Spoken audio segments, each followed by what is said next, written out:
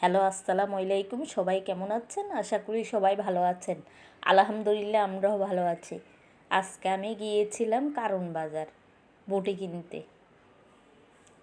ওইখানে গিয়ে দেখি অনেক রকমের বটি, দাও, বিভিন্ন ধরনের যারা কৃষিকাজ করে ওই সব যন্ত্রপাতিও আছে। ভালো ভালো বটি, দাও, তারপর ছুরি,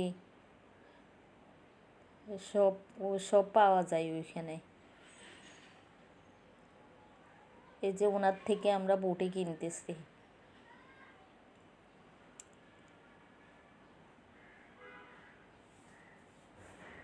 অনেক রকমের বটি আছে এখানে, মানে বটির কোনো শেষ নেই। যারা আপনারা বটি কিনতে চান, কারণ বাজার চলে যাবেন, ভালো ভালো বটি পাওয়া যায়।